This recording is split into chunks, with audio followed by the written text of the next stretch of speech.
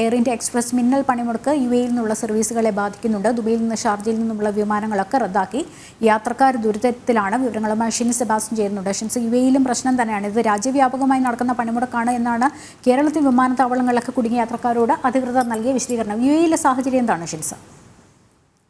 ലക്ഷ്മി, യുഎഇയിൽ നിന്ന് air India എക്സ്പ്രസിന്റെ 8 വിമാനങ്ങൾ നിലവിൽ റദ്ദാക്കിയിട്ടുണ്ട്.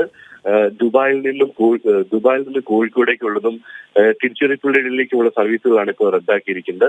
ഷാർജയിൽ നിന്ന് ഇപ്പോൾ ഈ പ്രാദേശിക സമയം 6 മണിക്ക് കൊച്ചിയിലേക്ക് പുറപ്പെടേണ്ട വിമാനവും എയർ ഇന്ത്യ എക്സ്പ്രസ് റദ്ദാക്കിയിട്ടുണ്ട്. ഇതോടൊപ്പം ദുബായിൽ നിന്ന് അബുദാബിയിൽ നിന്നുള്ള 2 വിമാനങ്ങളും കേരളത്തിലേക്ക് പോകുന്ന 2 വിമാനങ്ങൾ റദ്ദാക്കിയിട്ടുണ്ട്.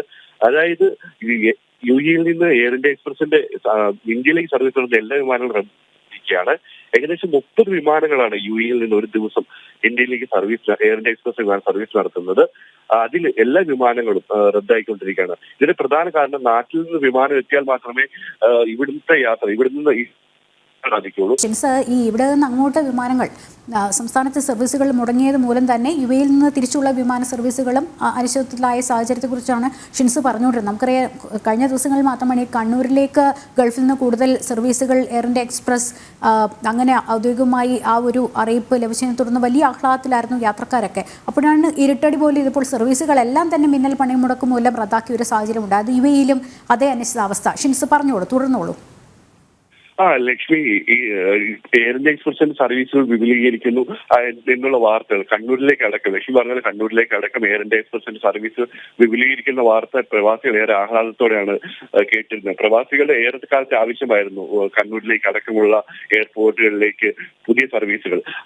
അപ്പം ആ സാഹചര്യത്തിലാണ് ഇപ്പോൾ ഇങ്ങനൊരു വാർത്ത വരുന്നത്. ഇത് തീർച്ചയായിട്ടും ഇവിടുന്ന് പുറപ്പെടുന്ന യാത്രക്കാരെ വളരെയധികം ബുദ്ധിമുട്ടിക്കും.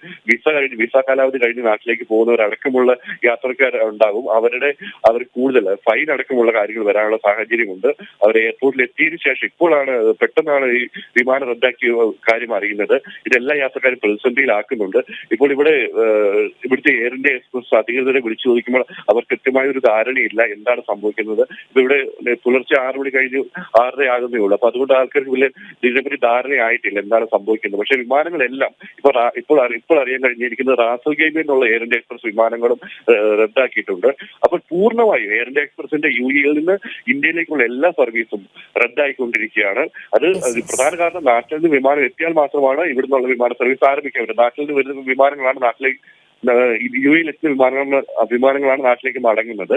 ആ വിമാനങ്ങൾ എത്താതെ ഒരിക്കലും സർവീസ് നടക്കില്ല ലക്ഷ്മി. അതുകൊണ്ട് എയർ ഇന്ത്യ എക്സ്പ്രസിന്റെ ടിക്കറ്റ് എടുത്ത യാത്രക്കാരുടെ യാത്ര പൂർണ്ണമായും മുടങ്ങിയിരിക്കുകയാണ് യുഎഇയിൽ നിന്ന്.